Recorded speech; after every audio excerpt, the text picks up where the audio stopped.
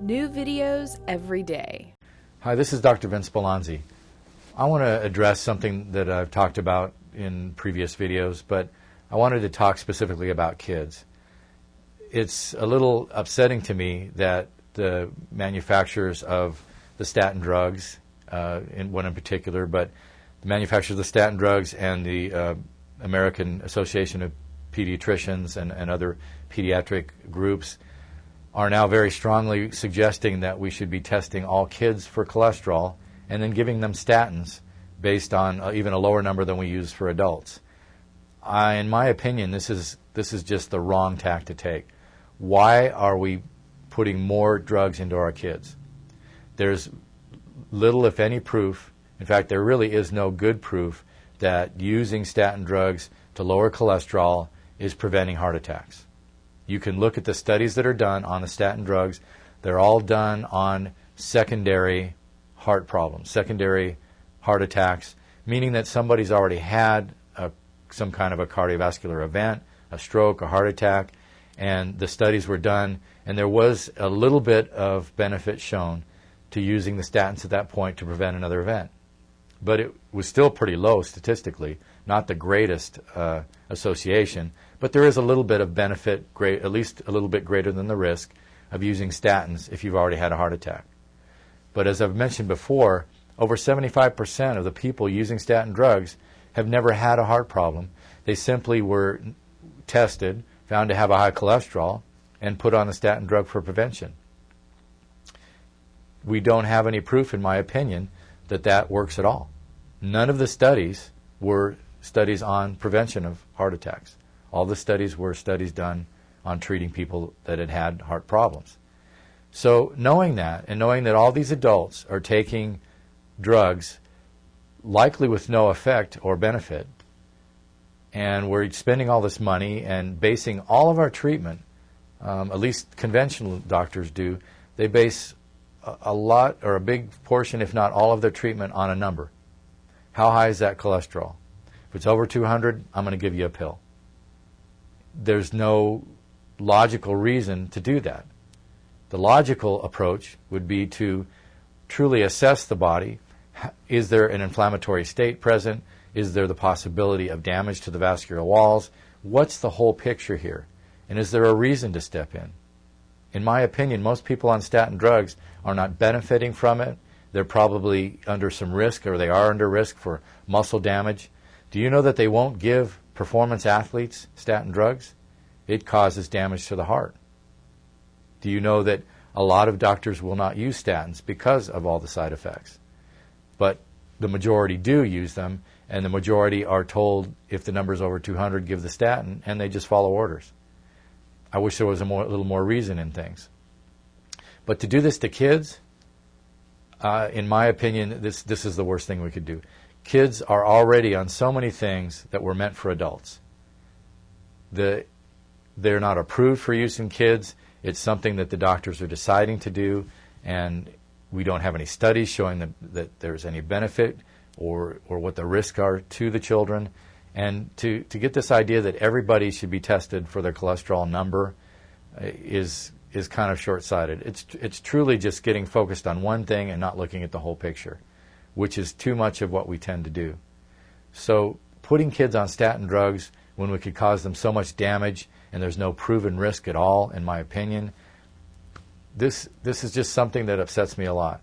We already have kids on so many different antipsychotic drugs and other types of drugs. These have not been tested out in kids. We don't even know what we're doing to our children.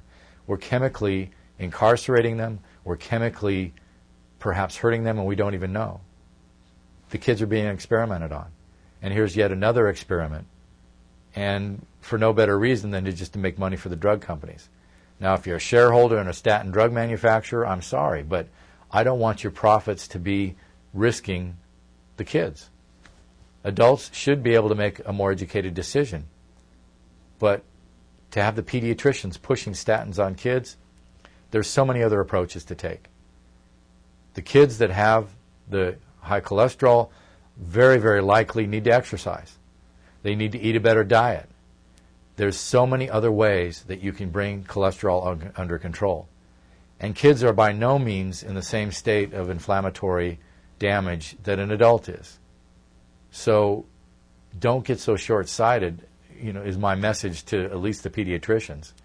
I think this is a real mistake. I guess you get that idea, to be using the statins in this way.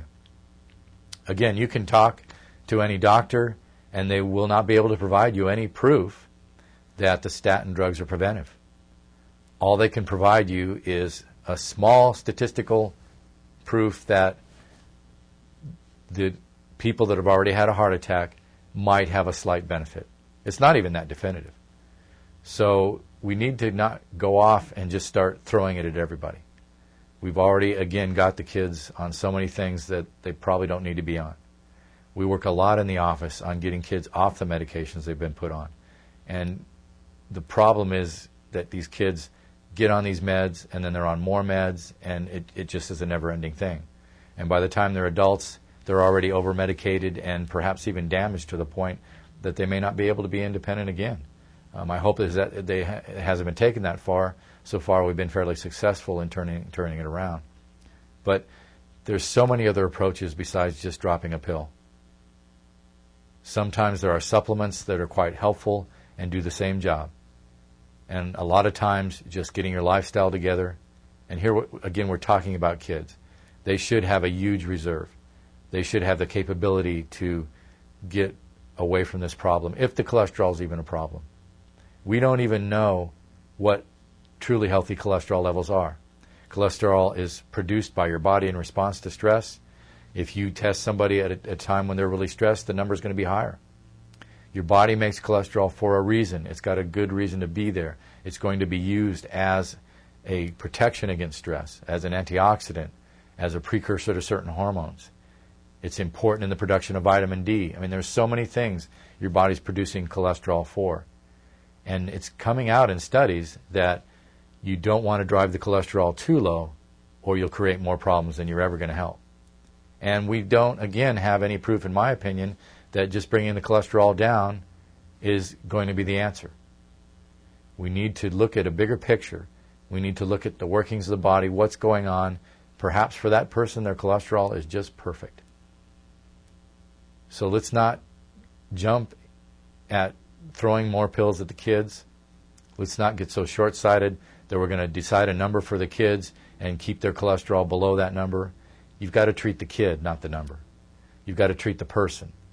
You have to look at their entire biochemistry and realize what's really going on, and not just think that because you get a certain number that that's good for everybody or it's good for anybody. We can look at averages, statistics, everything else, but to treat people that way is very, very short-sighted. When we do testing, we have to consider many, many factors and try to see how they work together. You can't simply take a spot check of cholesterol. You can't simply take one spot look at several hormones. If you go into the doctor and you get your testosterone or estrogen tested one point in time in the blood, it doesn't tell you a heck of a lot. It gives you some information, but likely you need to look further. And the same goes for cholesterol, especially in kids. So if you have a child and you're considering doing some testing, it's not always necessary, but it's not a bad idea to do some of these lab tests in kids, see what's going on, but look at the big picture. And let's not over-medicate our kids and create a society that's any sicker than it already is. As always, I hope you're healthy and happy, and I hope you can find a way to be free and independent. This is Dr. Vince Spallanzzi. It's a pleasure. For more great videos like this one, check out the Psychetruth channel on YouTube.